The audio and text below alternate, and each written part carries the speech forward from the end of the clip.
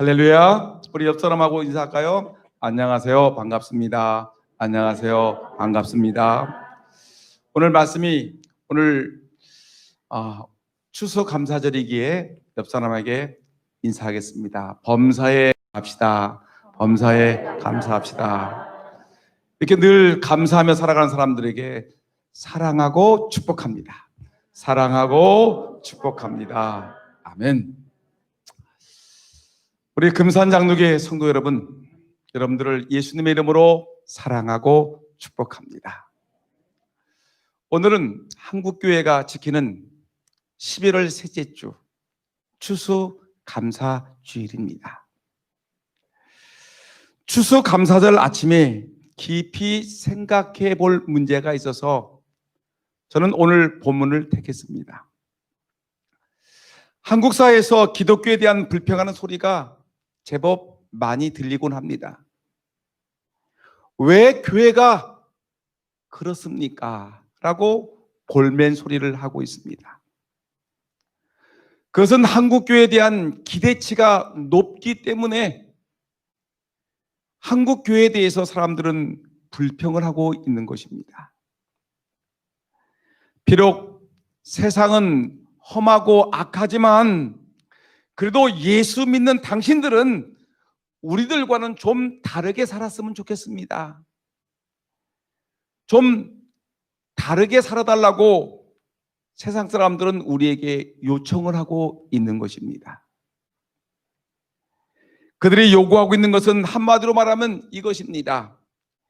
예수쟁이들이요, 모이기만 하면 사랑 말은 잘하는데 그 사랑을 우리에게 실천해 줄 수 없습니까? 말로만 사랑하지 말고 사랑을 실천해 주십시오라고 요청하는 것입니다. 이런 시대적 요청에 대해서 우리는 반드시 응답해야 되는 것입니다. 우리 안에 머물러 있는 사랑, 우리가 입만 열면 말과 혀로만 사랑하는 그 사랑, 그것이 아니라 이제 더 적극적으로 사랑으로 섬기고 나누는 실천이 있어야 된다는 것입니다. 여러분, 섬김과 나눔이 있는 실천적인 삶, 이것이 예수 믿는 성도들의 마땅한 모습인 것입니다. 이것은 모든 그리스도인들이 마음에 새겨야 될 중요한 단어, 바로 섬김 그리고 나눔, 이것이 예수 믿는 성도들에게 꼭 마음 심장 속에 있어야 될 단어인 것입니다. 섬김은 봉사라는 단어와 비슷하지요. 예수님이 이 땅에 오신 목적이 바로 섬김이라고 우리에게 분명히 말씀하고 있습니다. 인자가 온 것은 마가복음 10장 45절에서 말씀하기를 인자가 온 것은 섬김을 받으려 함이 아니라 도리어 섬기려 하고 자기 목숨을 많은 사람의 대속물로 주려 합니다. 여러분, 우리의 신앙의 목표가 무엇입니까? 우리가 신앙생활 하는데 신앙생활의 목표가 무엇입니까? 라고 말한다면 우리는 예수님을 닮아가는 것입니다라고 얘기해야 될 것입니다. 여러분, 그러면 예수님을 닮아가는 것이 무엇입니까? 바로 예수님의 섬김의 자세를 우리가 본받는 것입니다.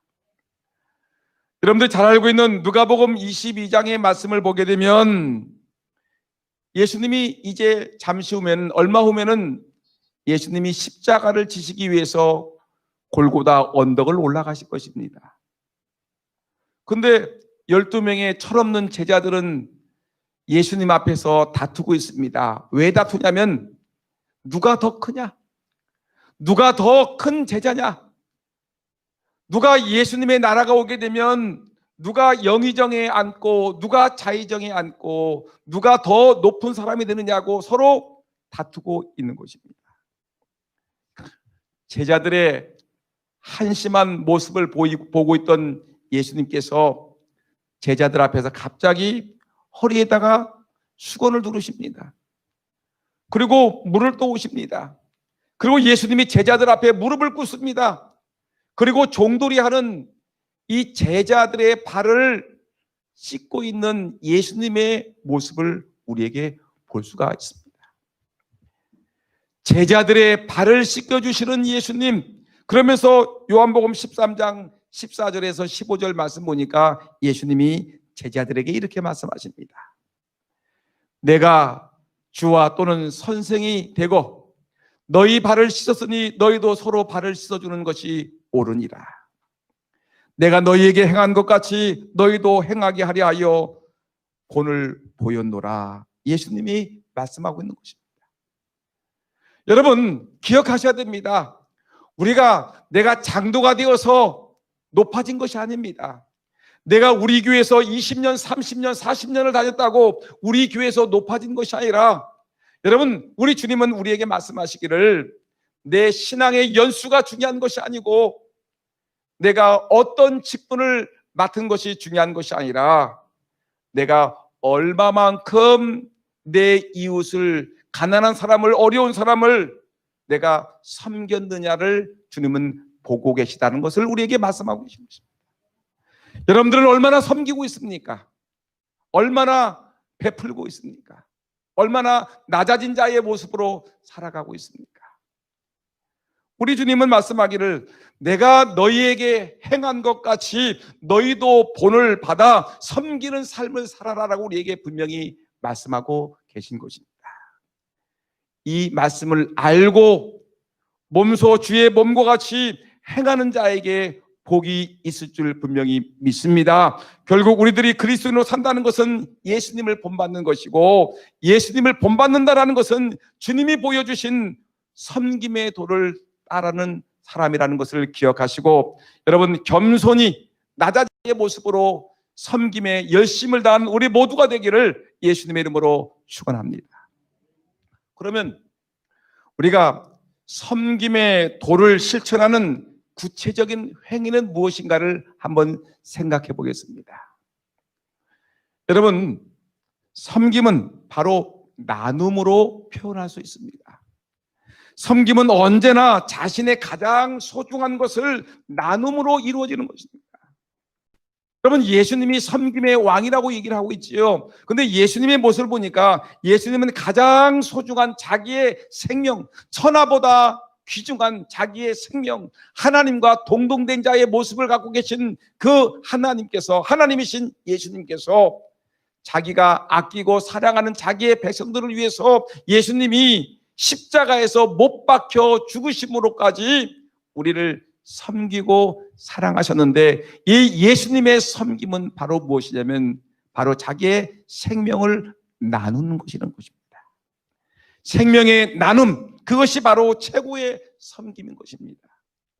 오늘날 많은 사람들은 어리석은 부자처럼 쌓아두려고 합니다. 돈을 쌓아두고 빵을 쌓아두고 곡식을 쌓아두고 많은 좋은 것을 쌓아두려고 하지만, 그러나 우리 기독교의 정신은, 예수님의 정신은 그렇지 않습니다.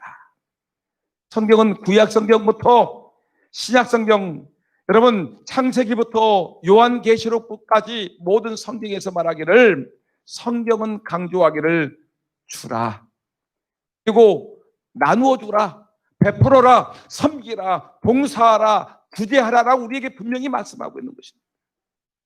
여러분, 예수님의 정신은 나누는 것입니다. 예수님의 정신은 베푸는 것입니다. 예수님의 정신은 봉사하고 구제하는 것입니다. 하나님은 계속해서 우리에게 주신 복을 나누라고 우리에게 말씀하고 있는 것입니다. 오늘 우리가 추수감사절로 지키는 거룩한 이 감사절기입니다. 지난 1년 동안 우리 하나님은 우리에게 많은 것을 주셨습니다. 많은 것을, 코로나19로 인해서 모든 것이 침체되고 모든 것이 무너지고 모든 것이 어려운 가운데 있음에도 불구하고 하나님은 우리에게 건강의 복을 주었습니다. 우리에게 물질의 복을 주었습니다. 우리에게 곡식이 잘 되는 복을 주셨습니다. 어렵고 힘든 가운데도 주님이 우리에게 많은 복을 주셨는데, 이 주신 복을 헤아려 보면서 이 주신 복을 하나님께 드리고 또 교회를 섬기고 또 이것을 어렵고 힘든 사람들에게 나누라라고 우리에게 말씀하고 있는 것입니다. 하나님께 드려라. 또 하나님의 교회를 섬겨라. 그리고 내 이웃의 가난하고 어렵고 힘들고 고통당하는 이웃들을 돌아보면서 그들에게 나누어 주라 라고 우리에게 말씀하고 있는 것입니다. 구약성경은 나눔의 중요성에 대해서 아주 강조합니다. 특별히 지금과 같이 추수하는 때 있죠. 추수의 규례를 우리에게 말씀하는데 신명기 24장 19절부터 22절 말씀을 보니까 지난주에 제가 간단하게 말씀을 드렸던 그 본문의 말씀을 다시 한번 읽어보겠습니다. 다 같이 읽겠습니다. 시작. 내가 밭에서 곡식을 벨 때에 그 한 뭇을 밭에 잊어버렸거든. 다시 가서 가져오지 말고 나그네와 고아와 과부를 위하여 남겨두라. 그리하면 내 하나님 여호와께서 내 손으로 하는 모든 일에 복을 내리시리라.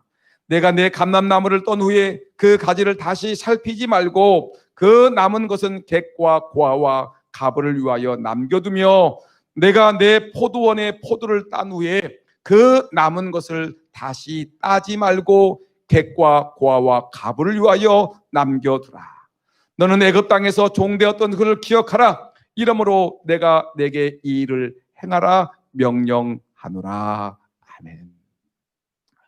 사랑하는 성도 여러분, 하나님은 당시에 성도들의 연약함을 주님은 보셨습니다. 그 당시에 연약했던 나그네들, 고아들, 과부들, 홀로 된 사람들, 이런 사람들을 위해서 곡식과 과일을 남겨둘 것을 명령하고 계시는 것입니다.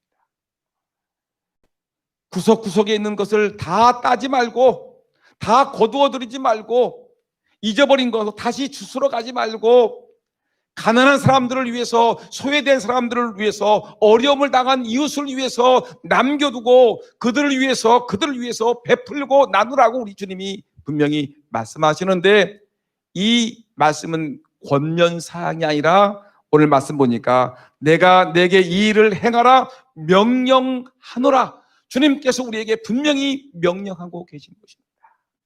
그 명령을 순종하는 자에게 하나님께서는 가만히 있지 아니하시고 그 나누는 자에게 복을 주시겠다고 분명히 약속하고 계십니다.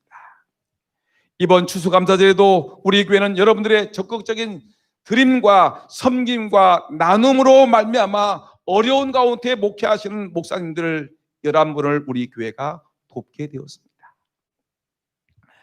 오늘 모시는 목사님 중에 코로나19로 인해서 아주 교회가 어려움을 당한 교회의 목사님이 계십니다. 저는 이분과 가까운 사이인데 이분이 이 독서 모임에 참여를 하지 못하는 겁니다. 그래서 교회가 어렵긴 어려운가 보다라고 생각을 했는데 그 가까이 있는 목사님이 저에게 말씀을 하십니다. 목사님, 그 교회 목사님 몇 달 동안 사례비를 받지 못하십니다. 교회가 너무 어렵습니다. 이번 달에 사례비를 받았는데 10만 원 받았답니다. 저는 이 말을 듣고 큰 충격을 받았습니다. 여러분, 저는 넉넉하잖아요. 넉넉해서 배도 나왔지 않습니까? 근데 여러분, 그 목사님은 몇 달 동안 사례비를 한 푼도 받지 못하고 이번 달에 10만 원 사례비를 받았는데 사모님이 어린이집에 가가지고 얼마 벌어온 그것을 가지고 아들 둘과 함께 살아가는 것입니다. 우리 근처에 살고 계시는 우리 근처에 있는 교회인데 우리가 너무나 잘 알고 있는 목사님인데 우리가 너무 소홀히 했습니다. 우리가 너무 무심하고 너무 안일했습니다. 우리 교회가 그래도 괜찮으니까 다른 교회도 괜찮은가 보다라고 생각했는데 여러분, 그게 아닙니다. 많은 교회들이 심각한 어려움을 겪고 있습니다. 여러분, 많은 교회들이 목회자들이 사례비를 받지 못하고 있습니다. 월세를 내지 못하고 있습니다. 교회들이 하고 싶은 일들을 하지 못합니다. 왜냐? 너무너무 코로나19로 인해서 모든 것이 침체되고 모든 것이 무너졌고 교인들이 나오지 아니하기 때문에 교회가 심각한 어려움에 놓여 있는 것입니다. 저는 이 말을 듣고 제 마음속에 눈물을 흘리면서 많이 회개를 했습니다. 여러분, 우리 교회가 이런 분들을, 이런 약한 교회를, 약한 분들을 도와주는 것이 마땅하지 않습니까? 우리 교회에게 이렇게 은혜를 주셨는데, 여러분들에게 하나님이 이렇게 복을 주셨는데, 이렇게 어렵고 힘든 교회를 외면하고, 이렇게 어렵고 힘들게 목회하는 분들을 우리가 외면하고, 이들을 무시하고, 이들을 여러분 관심 없이 두고, 우리끼리만 잘 먹고 잘 살고 배 나오고 여러분 배 두드리며 살아가는 것은 이건 죄이지 않습니까? 잘못된 거 아닙니까? 문제가 있는 것도 아닙니까? 여러분, 우리가 우리 자신들을 한번 심각하게 돌아보아야 될 것입니다. 예수님은 나눔의 삶을 몸으로 보여주신 분이시죠. 사회적인 약자들과 함께 하셨고, 병든 자들과 약한 자들을 주님은 그들을 치료하시고 그들을 도우셨습니다. 세리와 창기들 아무도 그들을 관심 두지 아니하고 멸시했던 사람들임에도 불구하고 예수님은 세리와 창기들과 함께 친구되어 그들과 함께 식사하시며 그들과 함께 여러분 그들을 주님의 품으로 이끄셨습니다. 자신의 모든 것을 아낌없이 주셨던 주님께서 오늘 우리를 향하여 베풀고 나누는 삶을 살라고 우리에게 이 아침 추수감사주일 아침 넉넉한 우리들에게 말씀하기를 베풀라 나누라라고 우리에게 분명히 명령하고 계신 것입니다. 사도행전 20장 35절 말씀 보니까 우리 주님이 이렇게 얘기하십니다. 범사에 여러분에게 모범을 보여준 바와 같이 수고하여 약한 사람을 돕고, 다시 한번 합니다. 수고하여 약한 사람들을 돕고, 또 주 예수께서 친히 말씀하신 바 주는 것이 받는 것보다 복이 있다 하심을 기억하여 할지니라. 주는 것이 받는 것보다 복이 있다. 수고하여 약한 사람들을 돕고, 여러분 우리 주님이 우리에게 오늘 이 아침에 우리에게 말씀하십니다. 수고하고 땀 흘리고 애써서 약한 사람을 도우라고 말씀하시고 계십니다. 여러분 우리 주님이 말씀합니다. 주는 것이 받는 것보다 더 복이 있다라고 우리에게 분명히 말씀하고 계십니다. 여러분 주님은 약한 자를 도우라고 말씀하십니다. 여러분 주님은 말하기를 주는 것이 받는 것보다 복이 있다라고 우리에게 분명히 말씀하고 계십니다. 오늘 본문 누가복음 6장 38절 말씀 여러분 기억하시죠? 주라 그리하면 너희에게 줄 것이니 곧 후이되어 누르고 흔들어 넘치도록 하여 너희에게 안겨주리라. 너희가 헤아리는 그 헤아림으로 너희도 헤아림으로 도로 받을 것입니다. 우리 주님은 말씀하셨습니다. 사랑하는 금산 장로교회 성도들이여, 너희들 하나님께 받았지, 그 받았으면 그 받은 것을 가지고 하나님께 드리고 섬기고 나누어 줘라, 베풀어라, 주라 우리에게 말씀하고 계신 것입니다.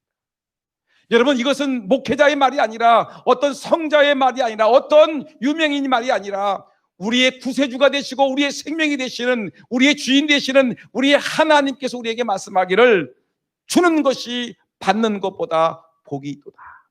수고하고 약한 사람을 도우라라고 우리에게 분명히 말씀하고 계시는 것입니다.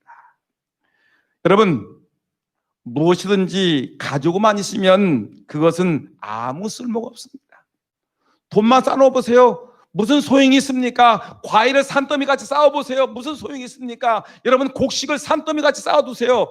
무슨 의미가 있습니까? 여러분 하나님이 돈을 주신 것은, 곡식을 주신 것은, 과일을 주신 것은, 건강을 주신 것은, 은사를 주신 것은 여러분 하나님을 위해서, 이웃을 위해서, 어려움을 당한 이웃을 위해서 사용하라고 하나님 우리에게 주신 것입니다.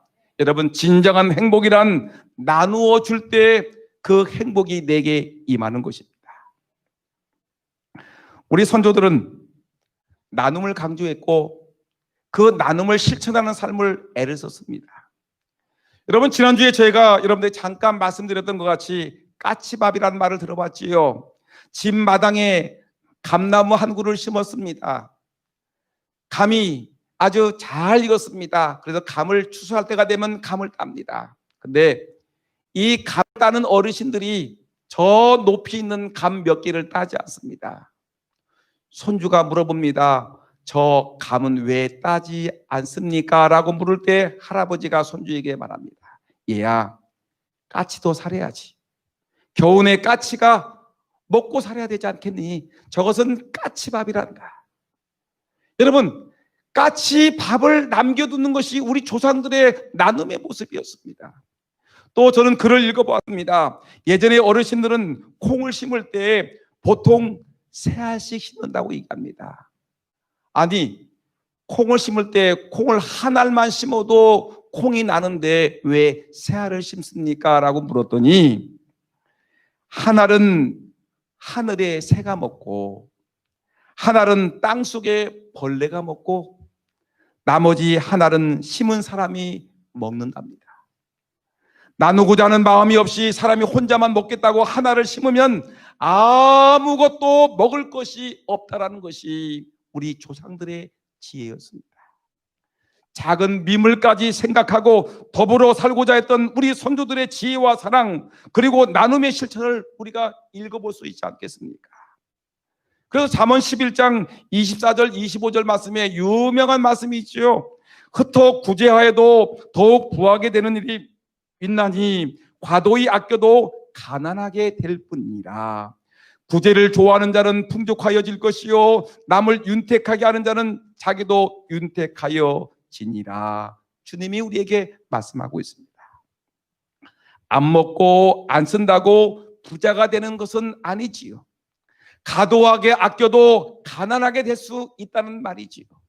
부자가 되는 비결은 나누는 것입니다. 나누기를 좋아하는 사람은 풍족하여지는 것입니다. 남을 윤택하게 하는 자는 더욱 윤택하여진다고 성경은 우리에게 말씀하고 있습니다. 저는 정말 감사합니다. 저는 제 입에서 제일 많이 나온 말이 감사합니다, 감사합니다, 고맙습니다, 감사합니다라는 말입니다. 어제도 다니엘 기도회를 다 마치고 이 강단을 둘러보면서 저 목양실에 올라가서 저는 펑펑 울었습니다. 감사해서 울었습니다. 왜 감사하냐면 우리 교회 성도들이 정말 이 복받을 행동을 너무너무 많이 하는 것입니다. 너무너무 감사하게 저는 감사해서 울었습니다. 성도들이 지난 1년 동안 베풀고 참으로 하나님께서 주신 은혜를 기억하면서, 하나님이 베풀어 주신 은혜를 기억하면서 하나님께 열심히 드리는 그 신앙의 모습을 보면서 제가 감사했습니다. 또 성도들이 교회를 섬기고 목회자를 섬기는 그 섬김의 모습을 보면서 제가 눈물을 흘렸습니다. 성도들이 나누려고 애를 쓰는 모습을 보면서 제가 얼마나 울었는지 모릅니다. 하나님 감사합니다. 고맙습니다. 우리 성도들이 이렇게 드리고 섬기고 나누는 모습을 보니 이들에게 하나님 복이 임할 줄 믿습니다. 복이 임할 줄 믿습니다라고 저는 울면서 기도했습니다. 지난주에 여러분들에게 추수감사줄의 핵심이 무엇인가를 말씀드렸습니다. 하나님이 은혜 주셨으니 하나님께 마땅히 드려야 되지 않느냐? 드려라. 그리고 하나님께 드려진 그 예물을 가지고 우리 교회를 섬겨야 되지 않겠느냐? 섬기고 목회자를 섬겨야 된다.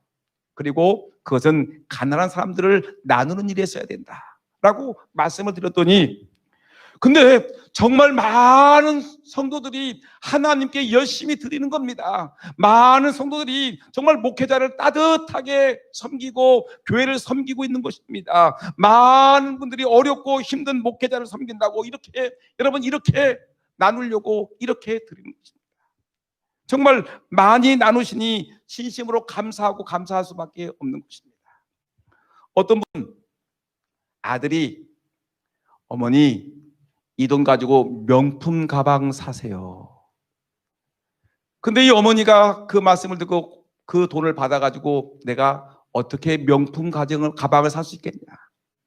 하나님 명품 가방 대신에 이 아들 준 돈 하나님께 드리겠습니다.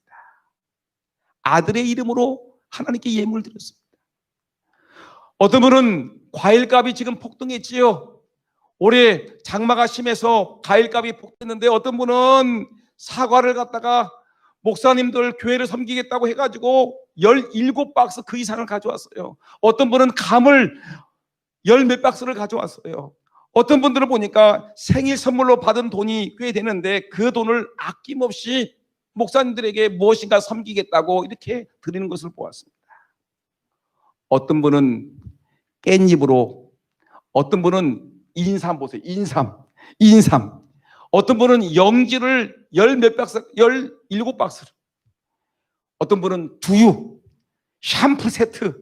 어떤 분들은 농사 지은 깨, 배추, 무, 쌀, 고추, 모과, 또 뭐가 있죠? 밤, 알밤, 호박 등등등등.